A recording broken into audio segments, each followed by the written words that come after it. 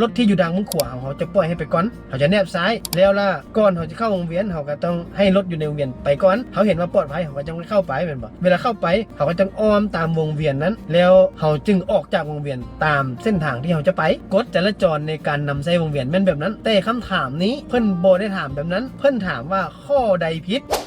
ต่อจากข้อที่20เป็นที่21เอ้าฟังคำถามดีๆเด้อข้อที่21นี่ถามว่าเข้าสู่วงเวียนข้างหน้าผู้ขับขี่ควรเฮ็ดแนวใดข้อใดผิดฟังคำถามดีๆนะข้อใดผิดกอไก่ปล่อยให้รถวงเวียนไปก่อนขอไข่ค่อยๆเล่นอ้อมตามทิศลูกศร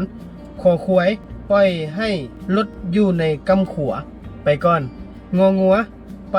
ก่อนรถอยู่ในวงเวียนเจ้าสิตอบข้อใดอันนี้แม่นคำถามอยู่ในห้องสอบเสียงเด้อเพิ่นถามว่าเข้าสู่วงเวียนข้างหน้าผู้ขับขี่ควรเฮ็ดแนวใดข้อใดผิดฟังคำถามดีๆแล้วตอบกอไก่ขอไข่ขอควายงองัวผู้ใดตอบถูกหรือค่อยตอบไปนั้นถูกหรือผิดเพราะว่ากำลังสิตอบว่าค่อยเลือกงองัวไปก่อนรถอยู่ในวงเวียนข้อที่2ฟังคำถามดีๆเด้อผู้ขับขี่รถส่วนตัวสามารถหยุดรถเอาคนขึ้นลงอยู่บนป้ายรถเมล์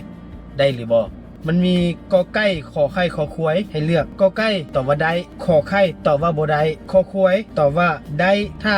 บ่มีรถเมล์แล่นมาเจ้าสิเลือกข้อใดค่อยเลือกขอไข่บ่ได้ผู้ใดคิดว่าข้อใดถูกคอมเมนต์มาข้อที่3เด้อป้ายนี้มีความหมายว่าแนวใดฟังคำถามคืนเด้อป้ายนี้มีความหมายว่าแนวใดกอไก่ระวังคนย่างข้ามทางขอไข่ระวังคนพิการข้ามทางขอควายบ่อนทางคนย่างข้ามทางหรือทางมาลายงองัวทางย่างคำถามคือป้ายนี้มีความหมายว่าแนวใดคำถามข้อที่24ถ้ารถบรรทุกน้ำหนักรวมเกิน3,500 กิโลเลี้ยวกลับอยู่บนนี้ถือว่าเป็นการละเมิดกฎจราจรหรือบ่อันนั้นเป็นคำถามและมีคำตอบให้เลือกคือกอไก่ขอไข่กอไก่ตอบว่าละเมิดขอไข่ตอบว่าบ่ละเมิดผู้ใดคิดว่าข้อใดเลือกมาคำถามข้อที่25ป้ายนี้บอกให้ฮู้ว่าแนวใดกอไก่ขอไข่ขอขวยงองัวเส้นทางที่มีการสัญจรทิศทางเดียวขอไข่ทางซื่อขอขวยให้ไปซื่ององัวให้เล่นรถเป็นแถวเดียวกันจะตอบข้อใดข้อที่26ป้ายนี้บอกให้ฮู้ว่าแนวใดฟังคำถามเด้อป้ายนี้บอกให้ฮู้ว่าแนวใดกอไก่บ่อนจอดรถเมล์อยู่ทางกำซ้ายขอไข่บ่อนจอดรถทั่วไปอยู่ทางกำซ้ายขอขวยบ่อนจอดรถท่องเที่ยวอยู่ทางกำซ้ายงองัวบ่อนฝากรถอยู่ทางกำซ้ายเจ้าคิดว่าตอบข้อใดถูกค่อยขอตอบขอไข่เด้อแต่บ่ฮู้ว่าถูกหรือบ่ลองคอมเมนต์มาเบิ่งว่าค่อยผิดหรือถูกคำถามข้อที่27เด้อข้อที่27นี่ป้ายนี้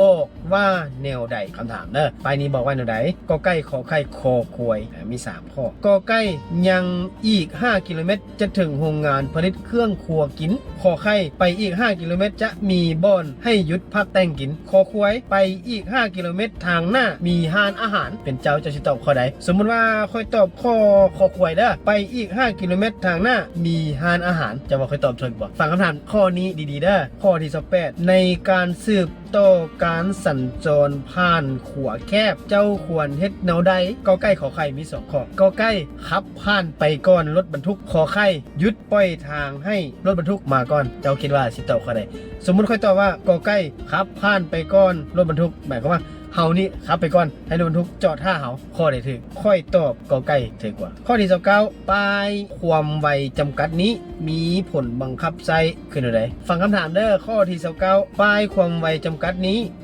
มีผลบังคับใช้คือแนวใดจะมีซอยให้เลือก4ข้อกอไก่ขอไข่ขอขวยงองัวกอไก่นี่ตอบว่ามีผลบังคับใช้เฉพาะเวลามีหมอกลงขอไข่นี่ตอบว่ามีผลบังคับใช้เฉพาะเวลามีฝนตกทางเปียกมืนความหมายของไปนี่ขอควายมีผลบังคับใช้เฉพาะเวลาฟ้ามืดมัวงองัวมีผลบังคับใช้ตลอดเวลาจะสิตอบข้อใดสมมุติค่อยตอบว่ามีผลบังคับใช้เฉพาะเวลามีฝนตกทางเปียกมืนเท่านั้นขอไข่ค่อยตอบข้อขอไข่ถึงว่าเอาเป็นจังไดคอมเมนต์มาลงกันได้เด้อคำถามข้อที่30เด้อฟังคำถามดีๆเด้อในการสืบต่อสัญจรผ่านทางโค้งนี้ไป เจ้าต้องได้เปิดไฟสัญญาณเลี้ยวขวาหรือบ่กอไก่จำเป็นต้องเปิดขอไข่จำเป็นเปิดถ้ามีรถแล่นตามหลังมาคอควายบ่จำเป็นต้องเปิดไฟสัญญาณเลยจำเป็นบ่ต้องเปิดไฟสัญญาณอันนี้มันคำถามค่อยเลือกคอควายเด้อคือบ่จำเป็นเปิดไฟสัญญาณอย่างเลยเจ้าคิดว่าค่อยตอบถูกบ่ลองคอมเมนต์มาลงกันได้เอาสิเฉลยให้ข้อที่ค่อยตอบผ่านมานั้นทาง10ข้อที่21หาข้อที่30ที่ค่อยตอบแต่ละข้อหันแม่นถูกตามบทเรียนเบิดเด้อตอบในห้องสอบเสียงได้คะแนนเบิดทุกข้อเด้อถ้าตอบตามนั้นมันมีคำถามบางคำถามมันก็เป็นการล็อกคำถามมันก็เป็นการทดสอบว่าเจ้าเข้าใจถึงปลายนั้นแท้หรือบ่ฉะนั้นคำถามจะอาจจะบ่ตรงใจกับแต่ละคนอย่างเช่นว่าเฮามีความรู้อยู่เนาะว่าก่อนจะเข้าวงเวียนนั่นน่ะเฮาจะปล่อยให้รถอยู่ในวงเวียนนั้นไปก่อนแม่นบ่แต่ว่าอยู่ในนี้มันมีอยู่ปลายวงเวียนแต่อาจารย์เพิ่นบ่ได้ถามแบบนั้นเพิ่นจะล็อกคำถามหน่อยนึงใช้คำว่าเข้าสู่ทางวงเวียนข้างหน้าผู้ขับขี่ควรเฮ็ดแนวใดแล้วมันต่อท้ายอีกว่าข้อใดผิดนั่นแหละหัวใจสำคัญของเฮาต้องตอบเพิ่นว่าข้อใดผิดอยู่ในนี้กอไก่ขอไข่คอควายงองูเนี่ยข้อใดผิดก็คือปล่อยให้รถในวงเวียนไปก่อนมันก็ถูกอยู่แล้วเนาะขอไข่ค่อยเล่นออมตามที่ลูกศรมันก็ถูกกันว่าเวลาจะเข้าวงเวียนเราก็ต้องปล่อยให้รถทางในไปก่อนแล้วเฮาก็ค่อยเล่นออมตามวงเวียนแม่นบ่มันก็ถูกอยู่แล้วคอควายปล่อยให้รถอยู่ทางกำขวาไปก่อนมันก็ถูกอยู่แล้วเวลาจะเข้าวงเวียนนั่นหมายถึงเขาสิไปซื้อแล้วจะเลี้ยวซ้ายแม่นบ่เขาก็ต้องแนบซ้ายแล้วรถอยู่ทางกำขวาน่ะให้กับเจ้าเลี้ยวขวาไปก่อนเพราะว่ารถสิไปเบื้องขวาเขาเจ้าจะแนบขวาเนี่ยรถที่อยู่ทางมุ้งขวาเขาจะปล่อยให้ไปก่อนเวลาเขาจะเข้าวงเวียนเขาจะแนบซ้ายแล้วล่ะเวลาเขาจะผ่านทางโค้งนี้ก่อนเขาจะเข้าวงเวียนเขาก็ต้องให้รถอยู่ในวงเวียนไปก่อนเขาเห็นว่าปลอดภัยเขาก็จะเข้าไปเหมือนบอกเวลาเข้าไปเขาก็จะอ้อมตามวงเวียนนั้นแล้วเขาจึงออกจากวงเวียนตามเส้นทางที่เขาจะไปคำต่อกฎจราจรในการนำใช้วงเวียนแม่นแบบนั้นแต่คำถามนี้เพิ่นโบได้ถามแบบนั้นเพิ่นถามว่าข้อใดผิดในเมื่อข้อใดผิดอยู่ในนี้ก็คือเฮานี่ไปก่อนรถอยู่ในวงเวียนแสดงว่าเฮาผิดคือเพิ่นถามว่าข้อใดผิดเราต้องเลือกเอาข้อที่ตอบผิดนั้นอันนี้เป็นเพิ่นทดสอบความรู้ของเราว่าเราฮู้จักระเบียบนั้นแท้บ่ถ้าเราฮู้จักระเบียบนั้นแท้เราก็จะได้ฮู้ว่าข้อใดผิดแม่นว่าเอาติดตามคลิปต่อไปเด้อจะค่อยๆเฮ็ดความรู้เกี่ยวกับรถเกี่ยวกับถนนเกี่ยวกับกฎจราจรแล้วเป็นหยังว่าค่อยจังเฮ็ดแบบนี้ค่อยเฮ็ดเพราะว่าค่อยเฮ็ดธุรกิจรถเช่าผู้ใดอยากเช่ารถติดต่อมาหาค่อยหรือมีคนอยากเช่ารถแล้วคนลาวเขาติดต่อมาหาค่อยติดต่อรถไปเช่าได้ค่อยให้ค่าคอมหรือให้เงินเปอร์เซ็นต์ไปให้ 10% เด้อถ้าหากว่าผู้ใดติดต่อมาผู้นั้นจะได้ค่าคอมจากค่อยเด้อซึ่งค่าคอมนี้บ่เกี่ยวกับค่าเช่ารถเด้อจะให้ต่างหากกดติดตามไว้เด้อสำหรับนักเรียนนักศึกษาที่กำลังจะไปเสี่ยงใบขับขี่มีประโยชน์เด้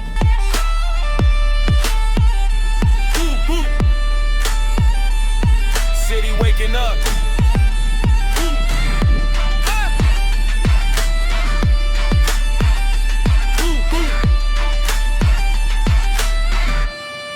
Never slowing down. Morning light shining on the Mekong side. Cruising through the streets with a peaceful vibe. Golden temples, blue sky, people smile. Every little moment makes the journey worthwhile. Rolling past the city, feeling so free. In scene, got that calm energy. No rush, no stress, just enjoy the way. Living the dream on a beautiful day. Ride on, through the heart.